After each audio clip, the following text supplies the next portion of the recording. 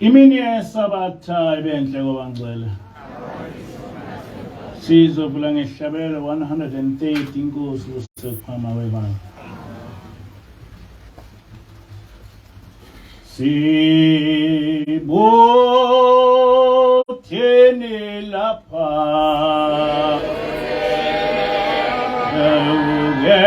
ebusweni bakhonkosi ake sibothene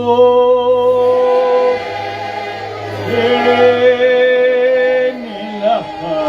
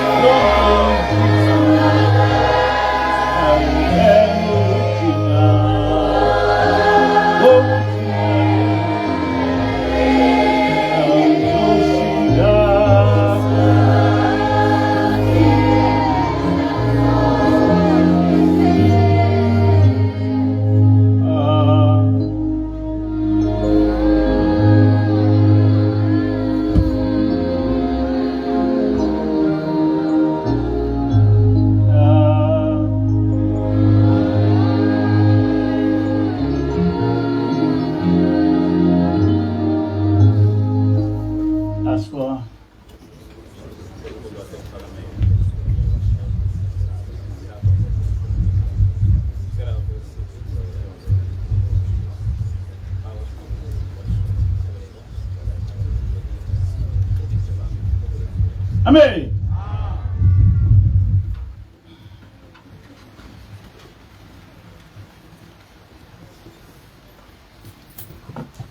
Isihloko salentshumayelo sithi izimpi zokuhlubuka uJehova sezonqotshwa ngophezulu. Izimpi zokuhlubuka uJehova sezonqotshwa ngophezulu.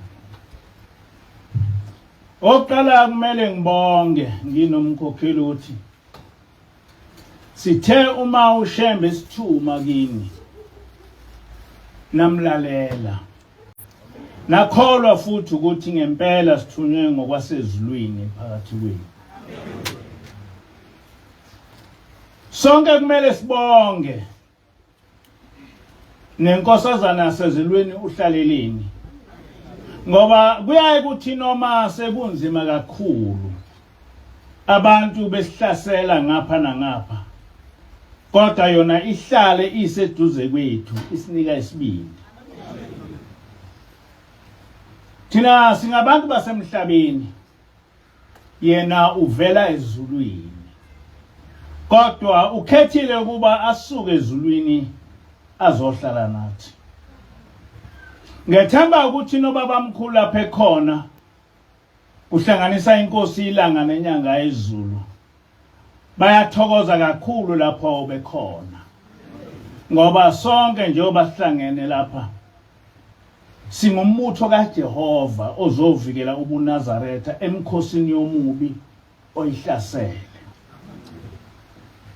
Kwamanye amabandla amaNazaretha bahlangene ngezinkulungwane, kodwa lobo buningi babo akujatshulelwa ezulwini.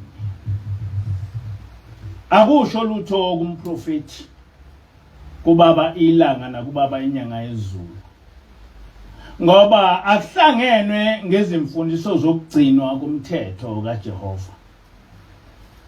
Ngokusobala ukudumisa kwabo nezangoma kuyinhlamba kuleli bandla, noma bengafaka izingubo ezimhlophe behlabelele amaculo omprofeti, kodwa uNkulunkulu angeke abamukele, angeke abahlisele izibusiso uma bengayilaleli imithetho kaJehova bayigcine.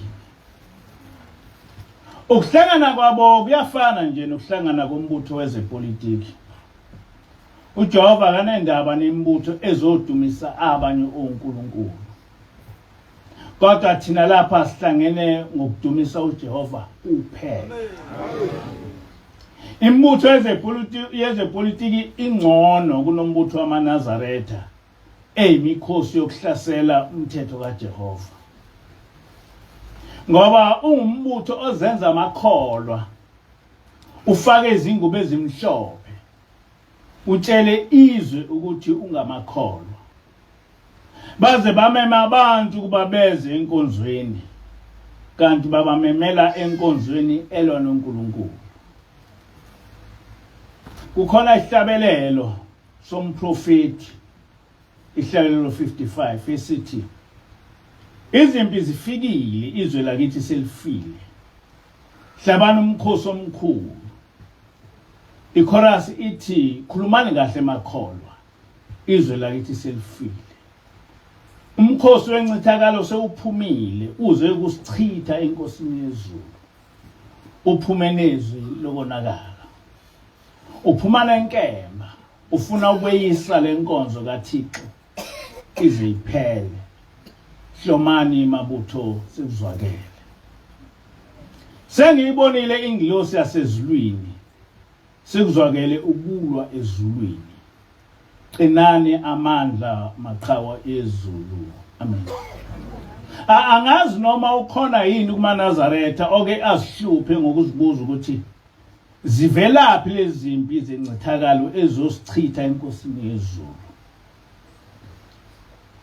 Ngisakhula ngangithi uma ngifunda lesi sihlabelelo ngicabanga ukuthi kuza isikhathi lapho leli bandla lamaNazaretha lohlaselwa khona ngamanye amabandla njengamaKristu. ngoba iwona angihlukumeza kakhulu ekukhuleni kwami. Kodwa sengiyabona manje ukuthi akunjalo. Mhlawumbe kudala kwakungaba njalo. Kodwa namhla akusenjalo. Uthi-ke umprofeti kuza umkhosi wencithakalo ozosichitha enkosini yezulu. Kodwa uma usulandela zonke iziprofeto zikababa mkhulu nezenkosi ilanga, kuyacaca ukuthi lezi zimpi ezifuna ukusichitha enkosini yezulu izimpi zamanye amaNazaretha. Kodwa egcineni umprofeti uthi, hlomani mabutho sekuzwakele. Sengiyibonile ingilosi yasezulwini, sekuzwakele ukulwa ezulwini. Qinani amandla amaqhawe ezulu. Le ngilosi eyabonwa ngubaba mkhulu isuka ezulwini izolwa nalemikhosi yencithakalo namhla iphakathi kwethu. Akekho umuntu ofike walwa nalokhu kuhlubuka okutholakala kwamanye amaNazaretha njengale nkosazana yasezulwini. Akakho umuntu osibuyisele ezimfunishweni zikababa mkhulu zokukhonza uJehova yedwa njengalomuntu wasezulwini. Sonke esihlale silwela ukubuyiswa kobuNazaretha bukaShembe, esihlale silwela ukubuyisa ibandla likamenzi wezulu nomhlaba oselephucwe ngabantu. Uthi ubaba mkhulu singamabutho ezulu.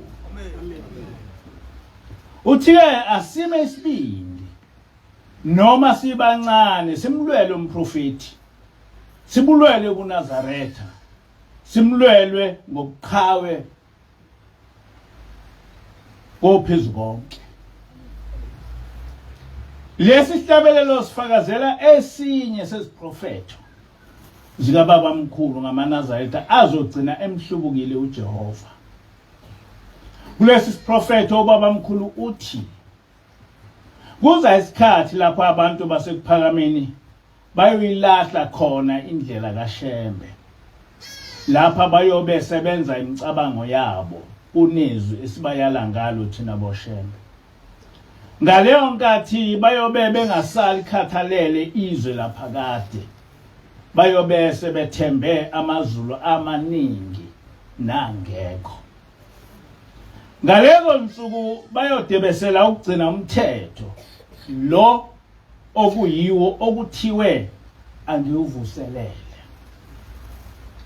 Bayogxoba, bawuzibe, kuphase imithetho yabo nemithetho yezithixo zabo abawuzibuyisa basifake lapha ekuphakameni. Amen. Sonke namhla sesiyazibonela ukuthi amanye amabandla amaNazaretha awugxoba kanjani umthetho kaNkulunkulu.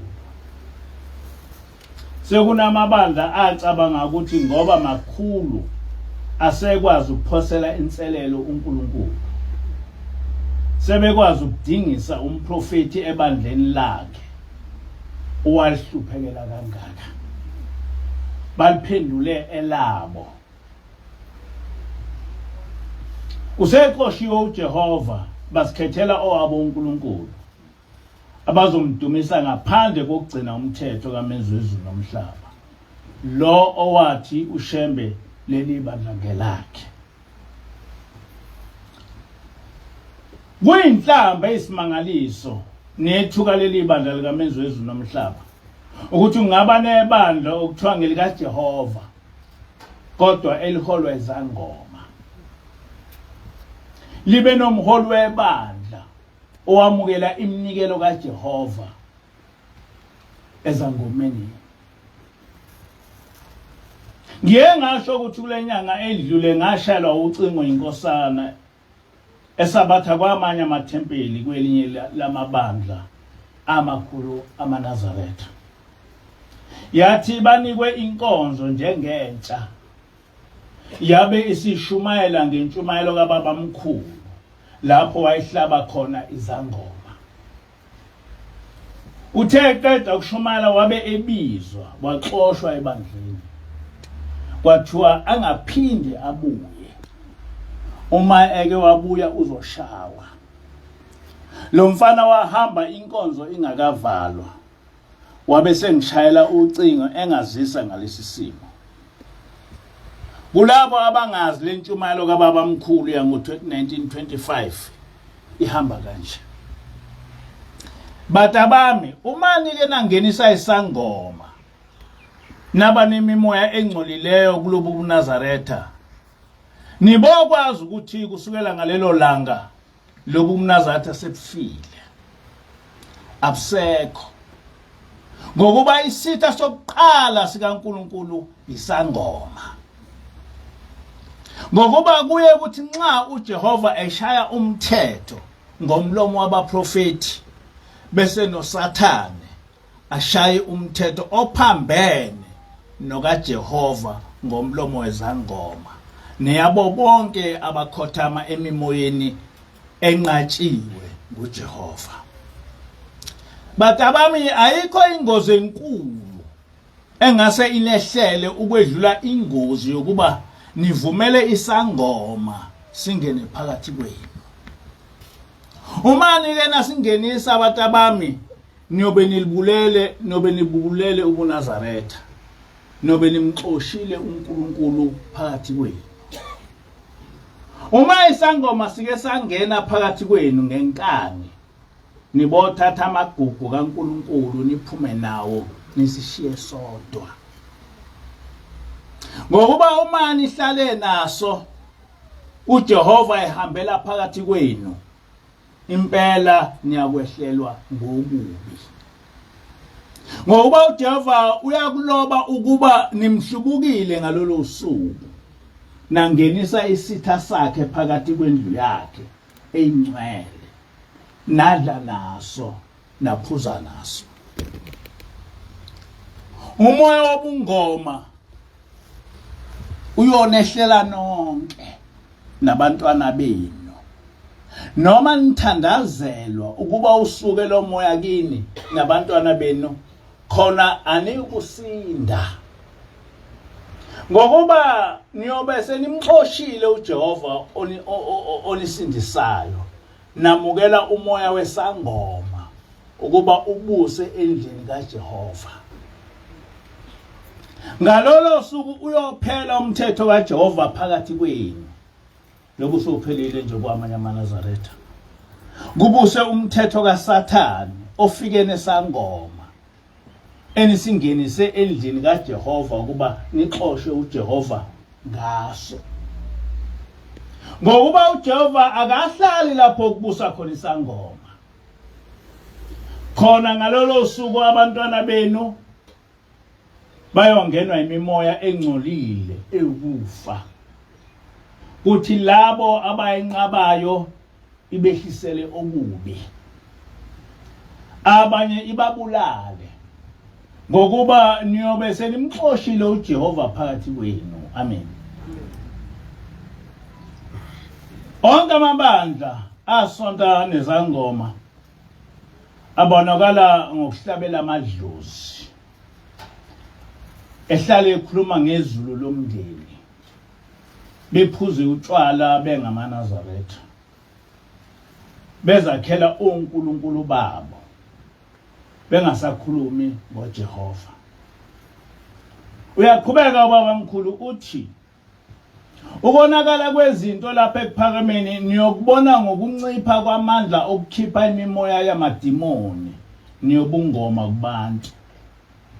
Niyokwazi-ke ngalolo suku ukuthi seniphumile endleleni kaNkulunkulu. Amen. Le nkulumo yomprofethi isiprofetho esesifezekile. Iliphi ikholwa namuhla elingathi linamandla okukhipha imimoya yamadimoni niyobungoma? Abekho. Sekonakele izinto. Akakho ongathandazela lamadimoni ayizangoma abaleke kumuntu. Ushembe useninikile isizathu. Akekho onomoya ongcwele. Ile ntshumayelo lonkosana oxoshelwe yona ebandleni lamaNazaretha. Akugcinanga lapho. Kuke kwathi ngifunda uFacebook. Ngahlangana nepost lapho amaNazaretha ethuka khona umfundisi umvubo ebizwa ngephekula. Kuthiwa bekungafanele ukuthi emva kwenkonzo umholi webandla ambusise ngoba akukho lutho olushilo ephethe inkonzo. Yangethusa lenkulumo ebhekiswe kumfundisi ngabantu engicabanga ukuthi bangamakhosana nje. Ngase ngizama ukuyithola le ntshumayelo. Nangempela ngayithola. Le ntshumayelo umfundisi umvubu ngayithola isimangaliso. Ikhuluma ngokugcinwa kweSabatha. Le ntshumayelo umfundisi umvubu uyisuse kuGenesis waze wafika kuExodus. Wakhuluma nangesigameko ezenzeka kuleli bandla zokungaligcini iSabatha. Kodwa ebandleni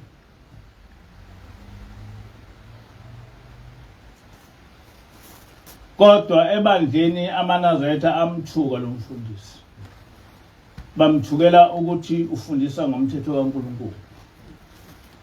Angazi ukuthi bebelindele ukuthi afundise ngani. Kwesimanga nje nokuthi umfundisi enganikwa inkonzo ngumholi. Bese kuqhamuka amalungu ebandla athi umholi bengafanele abonge inkonzo kamfundisi. Lokho nje kukodwa kufakazela lento eyakhulunywa ubaba ilanga. Exwayisa ngamaNazaretha ayongena kuleli bandla afike kube yiwo aphatha ibandla ngemithetho yawo. Lokho kuhlubuka uJehova nomprofeti osekukwamanye amabandla amaNazaretha. Inkosi ilanga yakhuluma ngakho eminyakeni yama-70s. Ngiyafisa kuba lesi siprofeto senkosi ilanga onke amaNazaretha kaNkulunkulu asazi. Bese esiqhathanisa nezinto ezenzeka emabandleni amakhulu amaNazaretha. Nasi isiprofeto senkosi ilanga. Nginosizi, inhliziyo yami idabukile. Ngiyakwesaba kakhulu okuzokwenzeka emva kwami. Ngibona igazi ligobhoza lapha ekuphakameni. Lo muzi uNkulunkulu uzowushiya. Kube ngumhume wabaphangi nezindindwa neziphingi. Kuzosala abafile bethi bayaphila. Uzochitheka lo muzi. Usizi lukhulu oluzoba khona emva kwami. Abantu abezayo abazophenduka. Ngeke balifune izwi likaNkulunkulu. Ngeke bamlalele nozayo. Emva kwami abantu bayokholwa ngenxa yemali. Ngeke balinake izwi lophezulu. Abanye bazofika nemikhuba yabo, amasiko abo. Bazokwenza indabuko yabo le uShembe owayichitha phakathi kwenu. Izangoma zongena ngokuthanda, ziphume ngokuthanda. Ababi bayobakhipha abahle lapha ekuphakameni.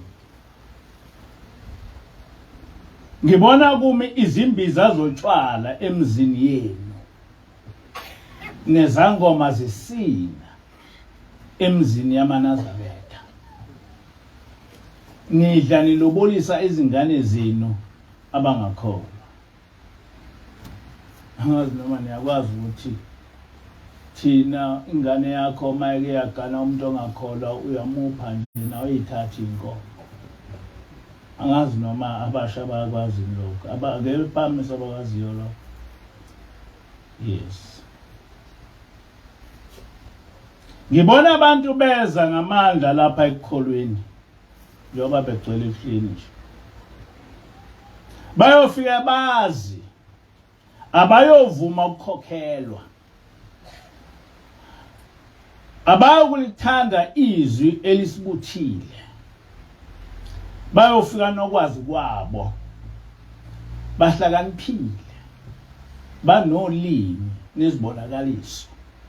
nani niyothatheka nilahle indlela kaBaba anishiya kuyo. Ngiyanicela nibafundise abezwayo nibayeke abangafuni. Isihlungo siyozihlunga. Bayonixosha banikhiphe nasemathempelini enu. Ningavumi noma sekunjalo. Nikuphike angakushongo ushembe phakathi kwenu. Nikwenqabe engikwenqabile. Bayothi gayana utshwala, njengoba utshwala bugawa nje kumaNazaretha amaningi. Lumbani amalumbo. Banibuyisele kokuchithiwe. Bethi yiyo indlela yokhokho benu. Bethi ningayilahli. Njengoba sekuthiwa njena asikhonze obaba mkhulu.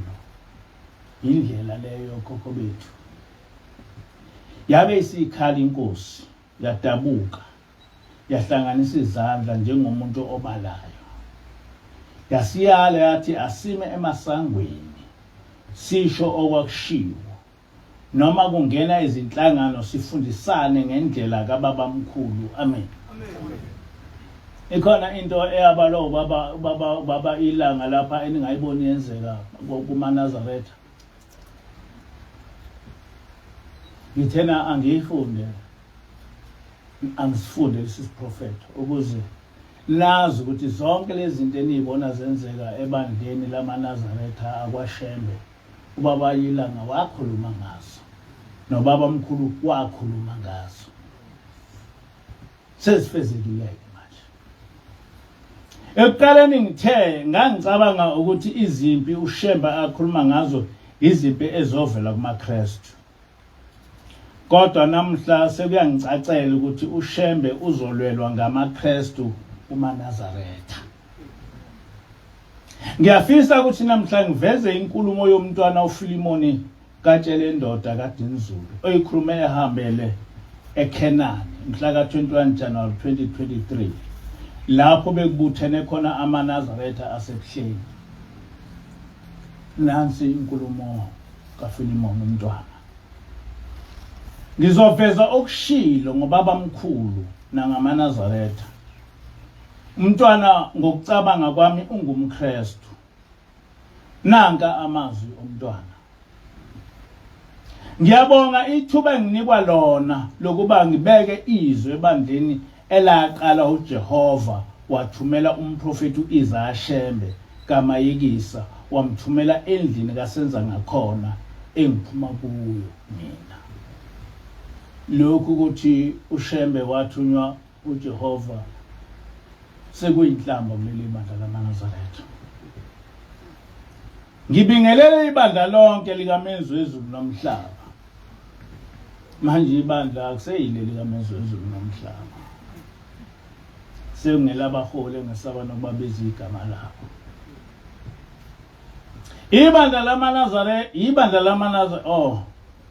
Ibandla lamaNazaretha lelo. Isho njalo incwadi ekade ifundwa la. Esho umthandazo weSabatha. Uthi umprofeti uIzashembe owathunywa uJehova ukuzobutha indlu kasenza ngakhona nodingana echithekileyo. Walibiza ngokuthi leli gama laleli bandla iNazaretha lapho okuzalelwa khona uJesu.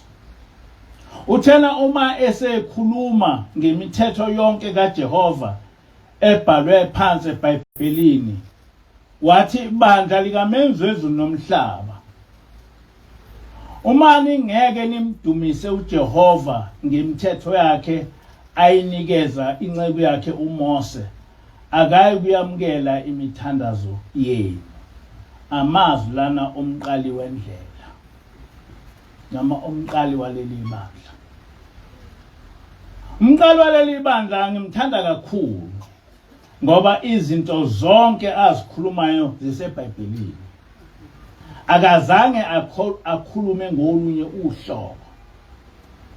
uShembe ungowesithathu kubantu abayisandla sikaNkulunkulu ukubathumela emhlabeni. uShembe ungowesithathu. Ngiyakuphinda lokho. uShembe ungowesithathu kubantu abayisandla sikaNkulunkulu ukubathumela emhlabeni.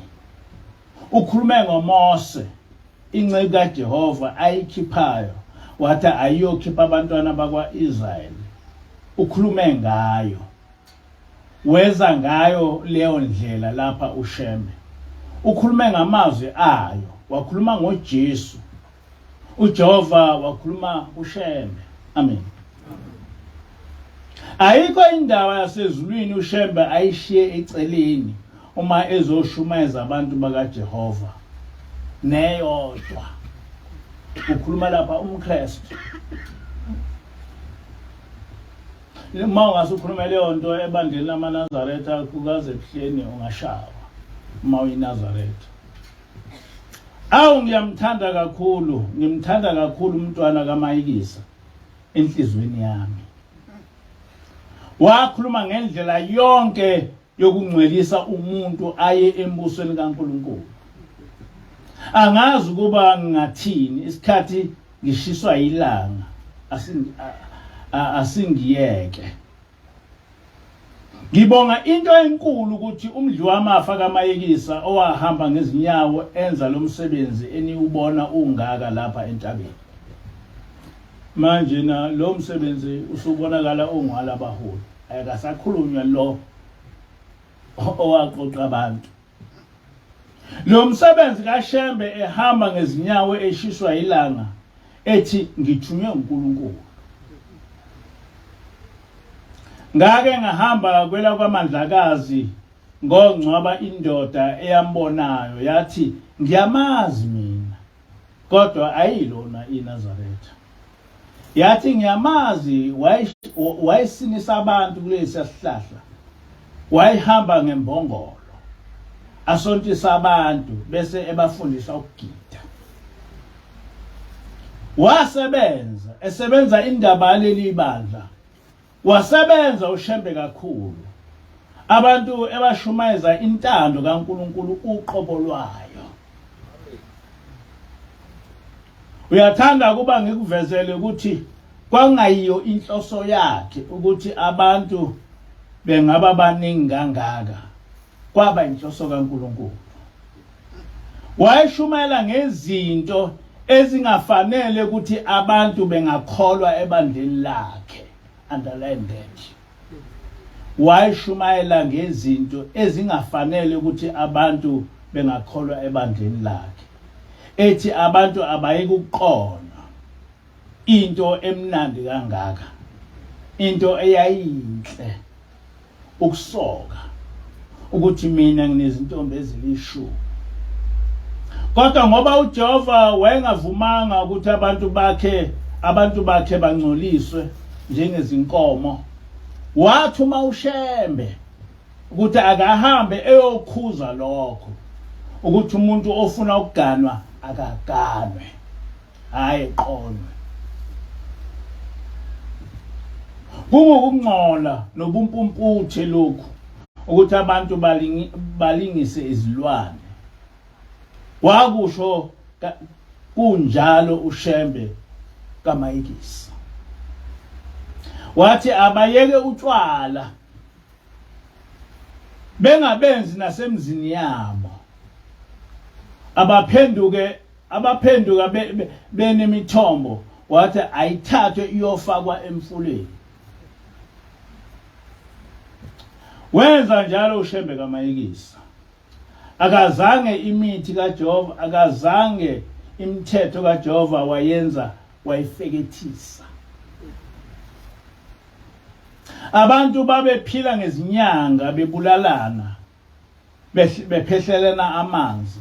Wafika wabakhipha uShembe. Wathi bengenzi ihlambo nabo ngoba bazongenwa ukufa namadimoni uma bedla nabantu abaphehla amanzi. Kusho uShembe. Afanele uma ningaka nginganitshengisi ukuthi kukhona lezi ndaba abanye abantu abazaziyo zabakhela uthando lukaShembe. uShembe ngiyamthanda, wakhuluma amaqiniso onke, waze wawatshela amaNazaretha, ngoba lokhu ukuthi nje amaNazaretha atholakale ekhuluma ngezulu lomndeni noma eshumayela noma kufe umuntu bekhulume ngokuthi uya emndenini, kazange akusho uShembe lokho. Wabahlukanisa abakholwayo nabangakholwa. Wahamba ngencwadi yamaKorinti esibili isahluko 6 verse 14. Wathi akuhlukane abakholiwe nabangakholwa, abadlelane. Yes. Mina ngikhuluma amaNazaretha engadlelani nabanye abantu abangayo amakholwa, amaNazaretha. Kodwa namhlanje amaNazaretha asehambe ngena yonke imizi. Kodwa ngokwemfundiso nje yobuNazaretha, amaNazaretha akadlelani nabanye abantu abangawugcina umthetho kaNkulunkulu. Wathi uma esebashumayezile abantu abayokwenza umthetho kaNkulunkulu, wathi abantu abenze umthetho kaNkulunkulu bakholwe njengoba kade kufundwa incwadi yeSabatha. Uyozilahla wena kodwa. Uyakhuluma uShembe. Wathi uma esebaqoqile wabatshela wathi umuzi wamaNazaretha lapha siyakhona. Uzohlabelela. Ngikhuluma ngezindaba zogagane lokubathiye. Ngikhuluma ngezindaba zikaBhombela isitimela samaMpondo. Ngamuzwa mina. Angimbonanga. Kodwa ngababona abahamba naye ngqo. uNkulunkulu wayengikhethile ukuthi ngizilalelisise izindaba zakhe. Amen. NjengamaNazaretha kaNkulunkulu siyamfakazela uMageba kukho konke lokhu akushilo. Sesaba babi kumaNazaretha ngoba sivuselela izimfundiso zomprofeti ngokugcinwa komthetho kaJehova. UmNazaretha akaqonywa, akakuphuza utshwala, akangenise ngisho emzini wakhe. UmNazaretha akawahlabela amadlozi kumbe abalele, akahlanganisi nezangoma noma ngayiphi indlela. Noma umuntu engaba ngumNazaretha, kodwa uma ephuza ehlabela amadlozi ungasihlanganisi naye. Umuntu osonta nezangoma akasilo ikholwa, noma angafaka umNazaretha athi uyiNazaretha. Ungakudli ukudla kwakhe, ngoba ukuzihlanganisa nesangoma kuleli bandla kufana nokudla ingulube. Ekuqaleni ngangicabanga ukuthi izitha zamaNazaretha ngamaKristu, kodwa manje sengiyabona ukuthi izitha ezinkulu zikaJehova nezomqali wendlela ngamanye amaNazaretha. Namhla amaNazaretha afundiswa ngumKristu ngomprofeti. Akazi ukuthi kwamanye amabandla amaNazaretha ayisaphathwa indaba kababa mkhulu. Naye umntwana ubeyothwala amacala uma ebengakhuluma kanje eliNazaretha. Kodwa kunakho konke angaze ngiphuphe ukuthi umuntu ongumKristu engakhuluma kanje ngoShembe. Athi uShembe ungowesithathu kubantu abayisandla sikaNkulunkulu ubathumela emhlabeni. Ukhulume ngoMose inceku kaJehova ayikhiphayo, wathi ayiyokhipha abantwana bakwaIsrayeli. Ukhulume ngayo, weza ngayo leyo ndlela lapha uShembe ukhulume ngamazwi ayo. Wakhuluma ngoJesu, uJehova wakhuluma ngoShembe. Bathatha abantu, uMose, uJesu, uShembe. Lokho sikutshela umKristu, kodwa amaNazaretha akakwazi. Bengakaze ngicabange ukuthi lamaqiniso engakhulunywa ngumuntu ongumKristu. ukufakazela umntwana kuzo zonke lezi izinto osezishilo ngezimfundiso zikaShembe ngomthetho kaJehova. Nazi ezinye izimfundiso zikaShembe. Kukhuluma uShembe la. Ngiyazi ukuthi abafile bayisihibe kwabaningi ngenxa yokweqiwa uthando lwakho. Kuhle ukuthanda umzali wakho nesihlobo sakho. Lokho akukubi kuJehova. Kodwa ningaweli ekubathandeni okwedlula uThixo. Funa niduke nenze okuphambene nomyalo enginiyala ngawo nenayalwa ngawo kuMathewu 10:37. Nizilwe emthethweni wayizolo ukuthi anisekuwakhonza amadlozi. Nomthetho othi anisahlangani nabafowethu abenza okunjalo. Ngoba abenza okunjalo bayanengeka kuJehova. Nimzilo umntwana ukuthi utheni. Ngaso leso sikhathi babuza onkwanyana nomzeleki bathi inceku yenkosi angeke sabahlabela okhokho bethu. Waphendula umprofeti wathi cha abantwana bakaNhliziyo. Okweni kuhle ukuba nibakhumbule eLatini elikhulu emzini kaJehova ekuphakameni kunokuba nenze njengalabo abangenaye uThixo.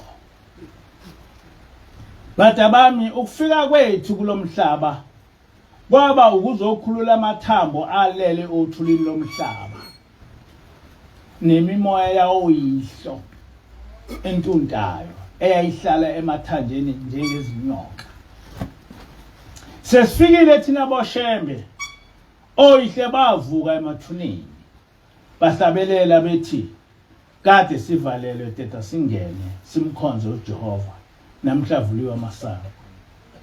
Uma ngabe abantu babazi babezobuthana kanye nathi ekuphakameni sikhalele abasekufeni ngoba basosizini. Sasizonxusa ukuba bagezwe bathethelelwe izono zabo bangene emzini oyingcwele. Namhla ilona lo akanxusele uyise nonina kuNkulunkulu ukuba abakhunjulwe ekudingisweni babuyiselwe eEdeni elingumoya wakhe ethembeni elisha. Bantwana bakaNhliziyo kukhona isigodi sosizi. Kukhona abanhliziyo zabo zisekwahlulelweni. Abasacashile nje kodwa abalindele ukugwetshwa. Labo ke yilabo abangamthandi uThixo. Uma abalindi bebopha isigelekeqe besivalela etilongweni usihlawulela kuso noma kosibophile. Yebo, isaphula umthetho sishweleza enkosini yomthetho asishwelezi kuso. Noma nezwe leyo. Kusho ukuthi njoba njena uma umuntu sefile uboshwa uNkulunkulu akwazi ukuthi uyomcela kuyihlo omkhulu. Kodwa umcela kuNkulunkulu ngoba uNkulunkulu. Kanjalo nokoyihlo benu abasekuboshweni. Nxusani inkosi yomthetho ukuba ibageze ibephule ematilongweni. Abasekuphakameni abasiwa amadlozi abayizo lezithutha bangabangcwele ngokuba bahlezi nongcwele ebungcweleni bakhe. Kanjalo abaphandle komuzi wenkosi enkulu yibo abangamadlozi abafuna okwabaphilayo. Amadlozi afuna okwabaphilayo. Kodwa akakho umuntu osezulwini ongazofuna noma yini emhlabeni. Ngenxa yosize abakulo, ngenxa yokungabi nandawo. Akukho okunye eningabasiza ngakho nina zizukulwane zabo ngaphandle kokucela ukuba bahlanzwe, bathethelelwe, bangeniswe emzini ongcwele. Amen. njengoba echaza umprofeti amaNazaretha akasiwo amadlozi kodwa singabangcwele. Umuntu ongcwele ngumuntu ozahlukanisele ukuthi agcine umthetho kaJehova. Yes. Awukwazi ukuthi ungawugcina umthetho kaNkulunkulu uthi ungongcwele. Umuntu ongcwele umuntu ozahlukanisele ukugcina umthetho kaJehova elapha emhlabeni. Uba ngongcwele ula emhlabeni. Ubungcwele bakho kuze kuyofika ezulwini noma ususezulwini kuthiwa ngabangcwele. Akushiwo ukuthi abantu abakholwayo bangamadlozi. Amadlozi into yabantu abangakholwa. Akusho mina kusho uShembe. Nanka amazwi kababamkhulu aqondiswe kubantu abaphumele ukuqeda ngenkonzo kaThixo. Sekhuluma ubabamkhulu manje. Nina abakholwayo ngeqiniso kule mthetho kaJehova uNkulunkulu wenu. Ningabi ngabangane labangakholwa.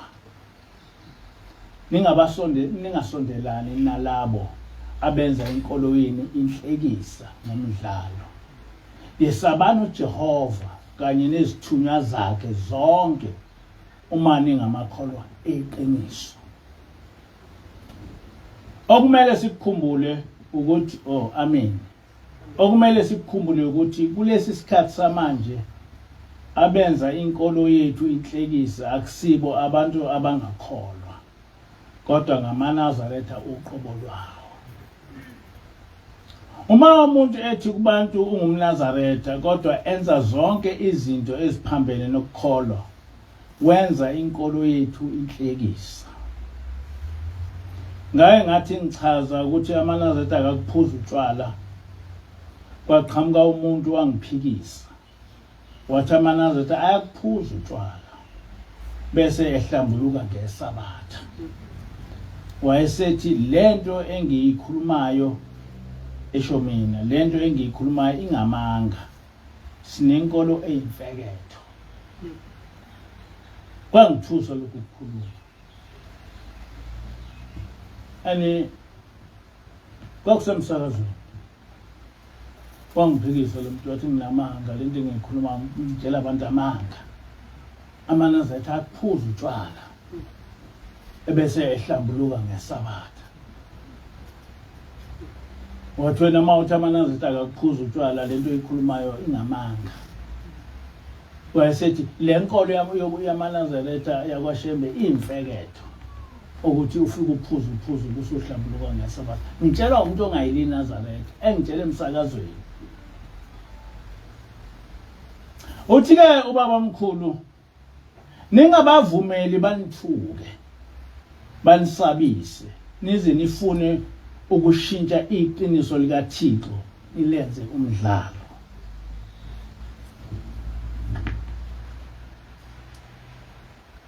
Nani nenza abaprofeti abaqamba imanga kepha qikelelani ningagudluki kokubhalwe phansi.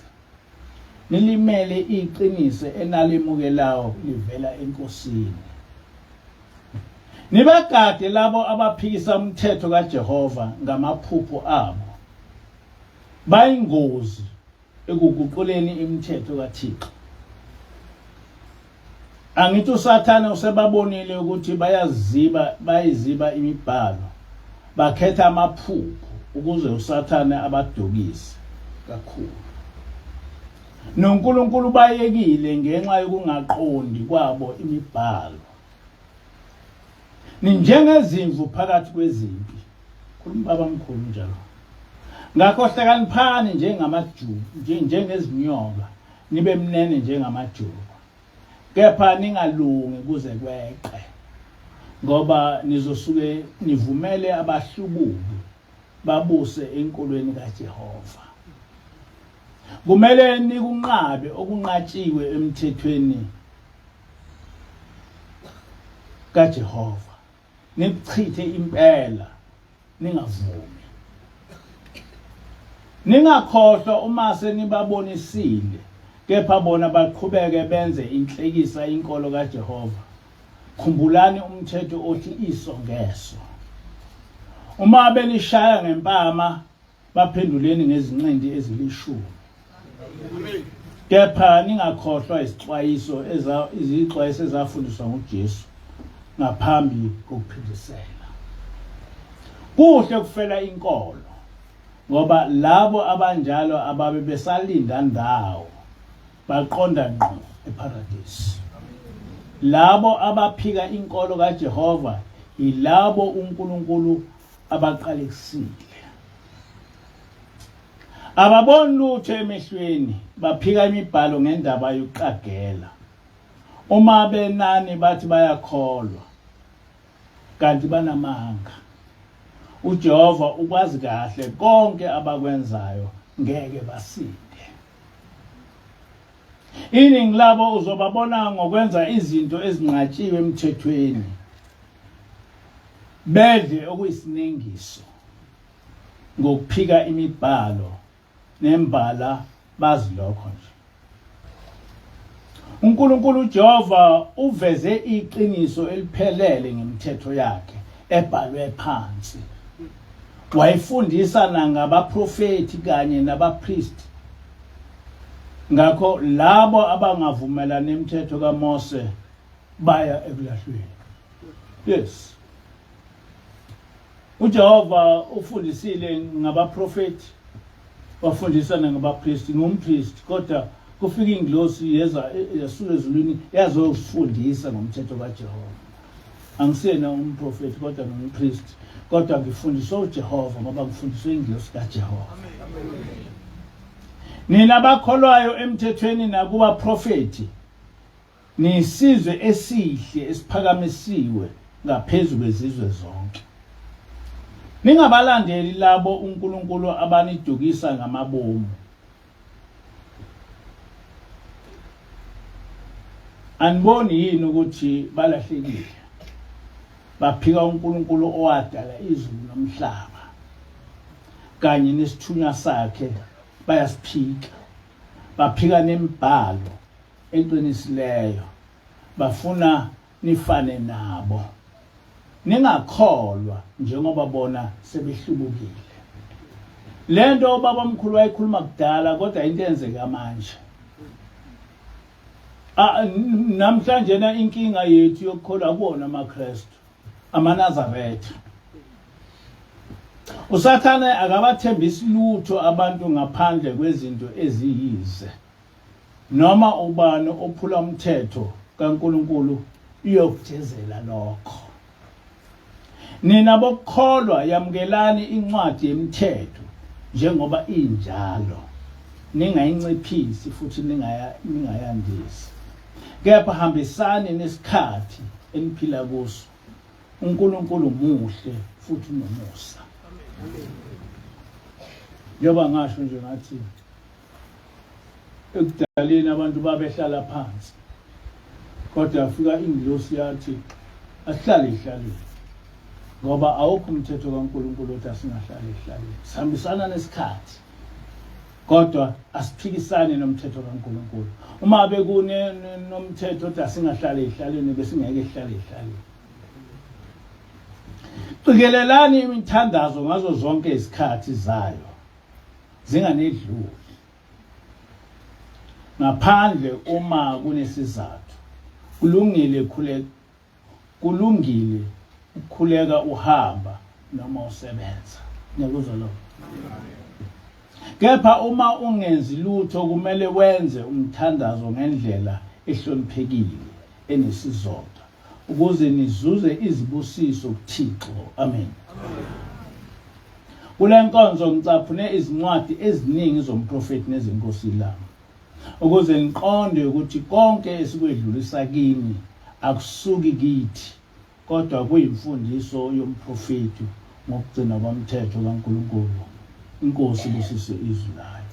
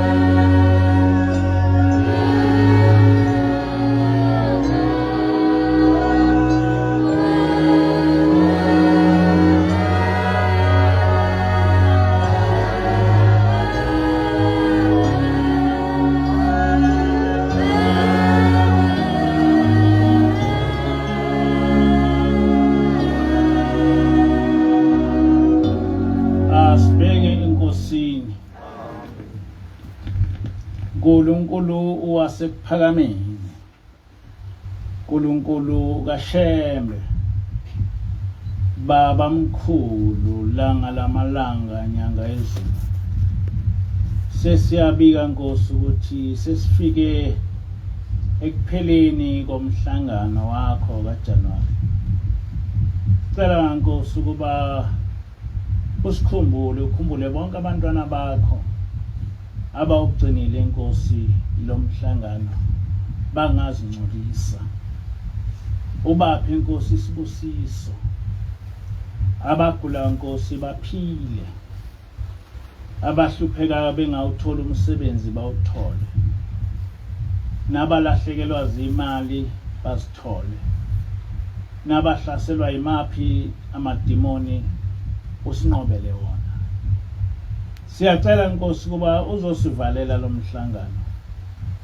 Sicela Nkosi kuba nakusasa masikusinela ube khona phakathi kwethu, ungashiyi.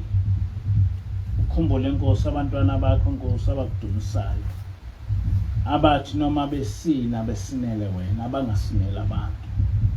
Ngicela Nkosi ukusina kwabo ukwamukele, nokuza kwabo la enkonzweni ukwamukele.